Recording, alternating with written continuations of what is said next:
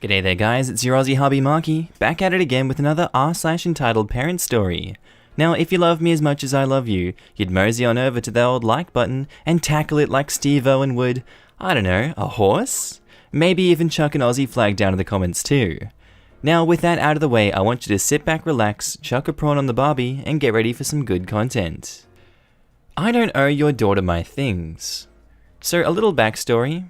I, female 20, live with my boyfriend, male 23, at his mother's house because I got kicked out, and we couldn't get an apartment with our no credit at the time. His mother is a whole other ball of wax. This story is about his sister. His sister has a 5-year-old. She acts like a 3-year-old and has been poorly raised, and it's obvious. She is always over, so I get to see firsthand how this mother chooses to raise her kid. It's mostly, I'm gonna watch whatever I want to do, and you need to go into the other room and bother someone else, because I don't want to deal with it. My boyfriend cleaned out our car and put his beach hat in the garage, because he was in a hurry. Little girl went into the garage and saw the hat and wanted to play with it.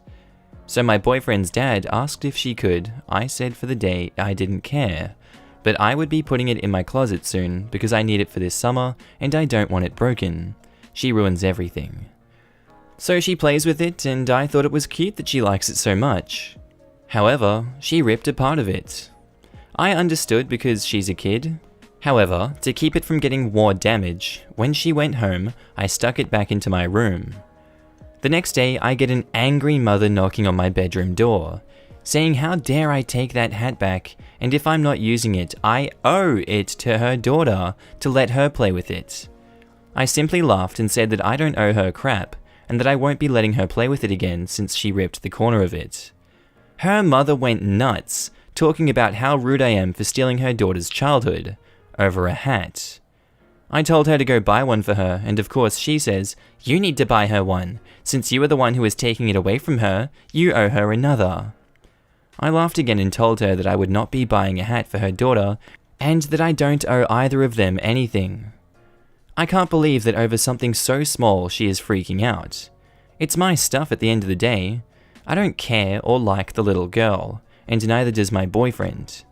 We only deal with her because we live there. The fact that over something so small means that I am ruining this little girl's childhood. Well, that sucks. I don't want my stuff ruined. I don't need to have my stuff ruined just because she wants to play with it. This hat was handmade by my grandmother. I can't just go get another one. People appall me. Edit, so I seem to have made this unclear. The entitled parent in this story is my boyfriend's sister. She has a 5-year-old and doesn't live with us. Just comes over whenever and demands whatever she wants. His actual mother, whom we live with, yes, we pay rent. Stop fudging assuming we are freeloaders, is a sweetheart. The actual mother, not the freeloaders. Wow, that's like saying, since my child likes it, that means you should give it to her. That's exactly how I felt. Well, actually, since the kid destroyed your property, it is the responsibility of her mother to reimburse you for that ruined hat, and thus buy you a new one. I love this. It shouldn't be a joke. These people need to learn real-world consequences. Go to a petty claims court and sort this out, for the good of everyone involved. Give the little brat her mother's wedding dress to play with. Mother has never been married. That little girl is a one-night stand baby. Find something the mother treasures and give it to her. Like mother's cigarettes, maybe? Oh god, these are terrible suggestions. And our next post, by Azalea_. Woman demands coronavirus test for her and her kid, and starts threatening to infect hospital patients. This isn't my story, but I heard it from a friend of mine who is a GP, but now also works at a hospital to aid the nurses during the coronavirus outbreak, and I thought this story fits in here like a glove. A little backstory. Because there is a shortage of coronavirus tests where I live, only people who show very strong symptoms or are in high-risk groups are allowed to get tested. So this woman and her child, who was around 10 years old, enter the hospital, which is already really crowded and chaotic since the crisis, and loudly demands to the receptionists that she wants a coronavirus test. Since she wasn't coughing, didn't have a fever, and neither did her son, and both of them appeared healthy, the receptionist declined her demand and told her that they can only test those who are very sick or are in high-risk groups, which they aren't. This apparently made her very angry, and she began loudly yelling that she demanded that her and her son get tested. When her demand was again denied, she climbed on top of the receptionist's desk and started yelling again that she and her son needed to be tested. When the receptionist got her off the desk, she then started fake coughing right in her face and around the hall. Then, she apparently threatened that if she and her son didn't get tested, she would go to the intensive care unit to cough on and infect the patients. Thankfully, at that point, security arrived and forced her out of the hospital. The police got called just in case she would return, which she thankfully didn't. Since she was a regular at the hospital, they could give the police her personal information just in case she would do the same at another hospital. That's disgusting. What's wrong with people? And our next post by Ashakali, titled, Entitled Parent Lies About Corona Symptoms to Get an Extra Plane Seat. So I've been on a terribly timed holiday to the UK since the beginning of March, and returned today to my home city. Understandably, there is loads of people wearing masks, warnings everywhere, and people trying to distance themselves and wary of others. It's not quite full-blown panic, but people are very wary. I even saw several travellers in full hazmat-type cotton suits and eye goggles and masks and gloves. Anyway, my last leg of my flight, I was assigned a window seat in a 3-seat row. I get there, and there's a lady and a small girl who look about 5 to 6, both with masks on. As soon as I gesture to sit, the mum pipes up and says, "Oh, I just want you to know that we both have a cough, so you probably want to sit somewhere else. I've already talked to the crew." The crew member then passes, and I ask them if they have a seat, and she says to first have a seat in my original seat and wait until everyone has boarded. I then offer to sit in the aisle seat for the moment so that if I move it's easy. The mum keeps saying, "Oh yeah, but I just thought you should move. I really think you'd be more comfortable." So I sit for the moment because there's people still boarding and putting bags up, etc. Now, unfortunately the flight ends up being delayed about an hour and a half due to some passengers being offloaded due to temperature screening. During this time, I sort of look around to see what other seats are available. It looks like a pretty full flight, but there are a couple of empty seats. But we don't know who else is getting on still. I'm also feeling a bit conflicted. It's a very long 13-hour flight, and I don't want to move to a crappy seat stuck between two strangers or something. But I also want to be careful and avoid people with symptoms. Now, during this waiting time, the mum and the daughter keep whispering to each other and really often coughing, with the masks on still, but they're doing it conspicuously and painfully. Happily, the crew member comes back and says I have a window seat in the front row with more legroom and an empty seat next to me. Lovely! Usually you need to pay more for those, so I move. Then later I pass the mum and daughter again, and guess what? Neither wearing masks, looking happy and healthy and comfortable with an empty seat next to them. The little girl probably got to lie down and sleep. Now, I don't begrudge the girl having a nice rest on what is a very tiring long flight. She was a very well-behaved girl as well. What makes me really furious is that either A, they had such severe symptoms, which they demonstrated conspicuously when trying to convince me to move and took off their masks, or B, the mum lied about having symptoms and took advantage of the pandemic and the global fear to get themselves an extra empty seat. Seriously, piss off, you entitled tramp. If she just asked nicely and told the truth, I would have moved anyway, because there was a nicer seat available. But what if there wasn't? I might have made the decision to move to a worse seat because she scared me into thinking they might be contagious. Scum. Edit, since people keep mentioning it, she actually flagged down a crew member and said, "This is the lady I was talking to you about earlier." So it seems she had already said something like, "I have a cough, so could you move the person sitting next to us?" And the same crew member came back and took me to my new seat. So as far as I'm aware, they knew this person had a cough, but chose to let her fly. At the moment, I don't know that airlines would force passengers out for every symptom. I mean, if you had a cough because you just had a cold or an allergy, and they pulled you off what could have been the last possible flight home, it very well could be at the moment, you'd be pretty upset. Plus, it is winter in the UK, so plenty of people do have a bit of a cough or a runny nose, or might sneeze. Do they pull every single person off? I reckon they'd have to pull off 20 to 30% of every flight. It would create more chaos, more crowding, more unhappy travelers stuck. I would have just sat down and told them it was fine. If I caught it, I would just sue her for damages, since she knew or suspected she was sick with corona before coming onto a stealed aircraft that recirculated the air. Would have been fun making them have to wear those silly, stupid and uncomfortable masks for the next 13 hours as a proper karmic reward. And I can't lie, Aussie Skittles 81, I'd do the same, buddy. Entitled Mother wants free food because she can't dine in. So to start out with a bit of background, I work at a restaurant, and with the coronavirus issue and quarantines, most public places have been closed down, including restaurants, unless it's for carryout. This was just the other day, so it's still pretty fresh, and as the title says, I'm sure you can figure out what happened. So let's get on to the cast. EM, entitled Karen, EK1, first kid about 7 to 8, EK2, about 5 to 6, I'm 23 years old, male with anxiety, relatable, I get panic attacks occasionally, relatable. M is my awesome manager. Now to the story. I was working the night shift yesterday at the front, waiting for the next to-go order, when a car pulled in and parked, before a mother and her 2 kids got out, and she had every Karen aspect, hair and doll. They came in, entitled mother almost dragging the kids in, and I thought, okay, to-go order, shouldn't have an issue.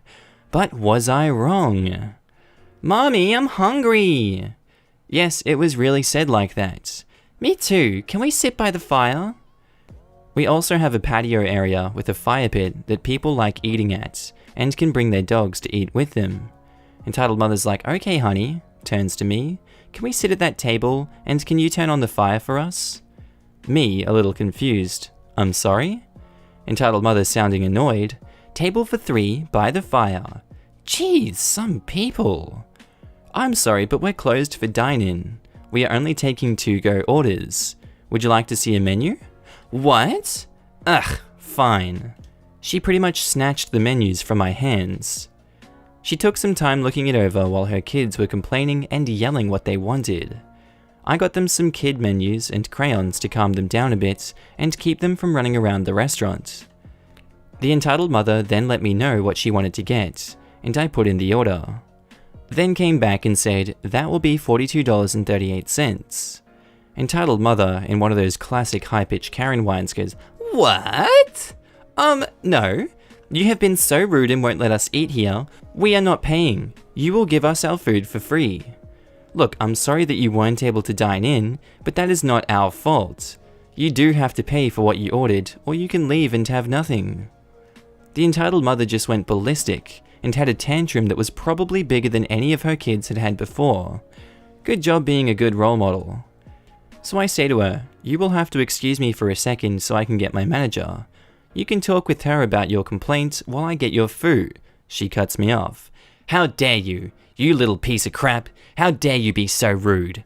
You kids need to start learning to respect your elders. I'll make sure you're fired for this, you frickin' bear. I started to get the feeling I get when I have a panic attack coming on. So I just ignored the entitled mother and called the office phone on the one that we have at the front desk. And my manager said before I could say anything was, I'm on my way. Yes, that's what is being said here. I'm broken English, guys. She is a hero and already knows my anxiety. And whenever I have it acting up at work, she lets me step outside for a bit to calm down and have a smoke. I know it's bad for me. Manager says, after getting to the front, okay OP, go take a break. Hi, I'm manager. I'm the manager on today. How can I help you? Yes, I want that employee fired. He has been very rude to me this whole time and... At that point, I was far enough away I couldn't make anything out, but still hear her from the back. I stepped outside and sat down, because I tend to lose my balance when I have an attack. I calmed down for a bit and had some water and a smoke, and when I was feeling better, I went back inside. At that point, the entitled mother and her kids had left. I was told the rest from my manager. Apparently, the entitled mother said I refused to seat them, was impatient while she decided what to get, and that I was a insert homophobic slur and pervert for trying to hit on her sons. My manager had none of her BS and told her that she was watching the cameras the whole time and none of which happened, while pointing to a camera that was above her. Manager says, pay for the food and leave, or get no food and leave. Your choice. The entitled mother just grumbled in defeat and paid, and after getting their food, left without another word, but did put 0 for the tip, go figure. At least it wasn't an issue that required the police. After that, my manager and I laughed about it for a bit, and I got a free meal and got to go home for a bit early. My manager is the best.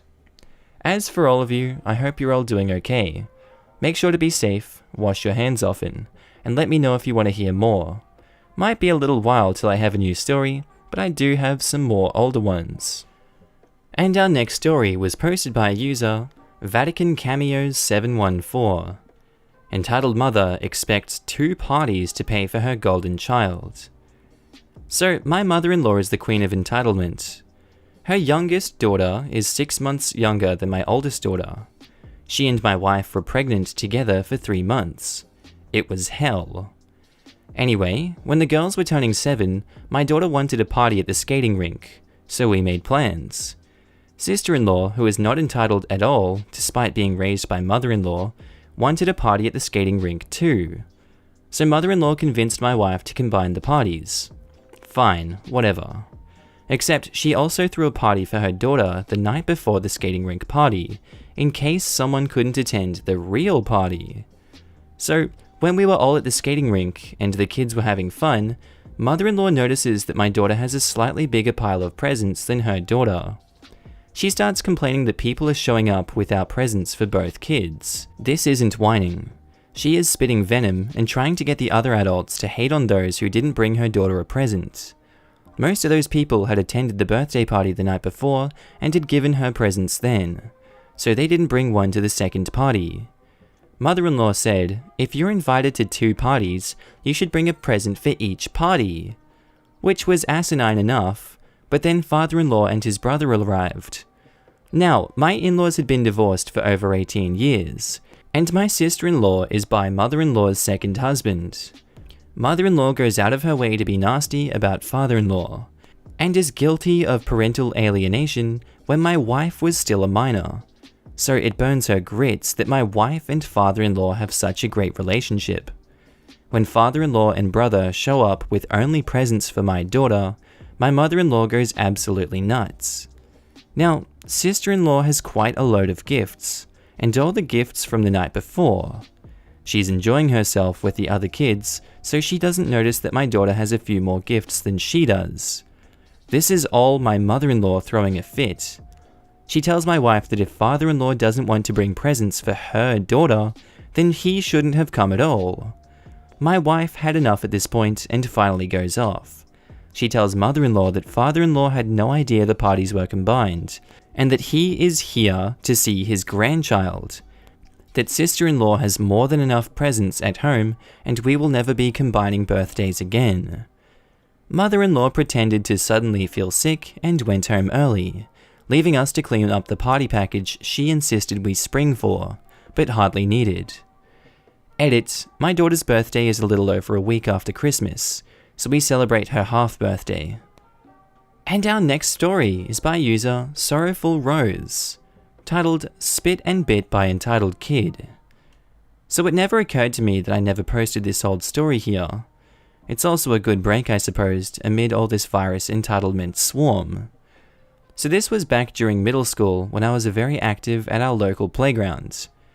Now, our park/playground is moderately sized and has a playground on either side of the park with a fountain in the center dividing the areas.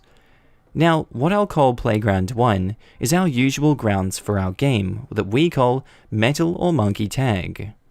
This involves tag, but only allowing a stand on metal parts of the playground, railings, bars, slides, etc. Now, Playground 2 was the same, but it had no real connection between jumps for us. While in the middle of our usual game, in comes running a group of kids who were about 6 to 8 years old, I guess. And on one of our jumps, we narrowly missed one of them. After we checked if he was okay, this is how it went. EK goes, "Yeah, I'm okay. Sorry about that, but is it alright if you guys use the playground too? We don't want to accidentally hurt one of you guys while we're here."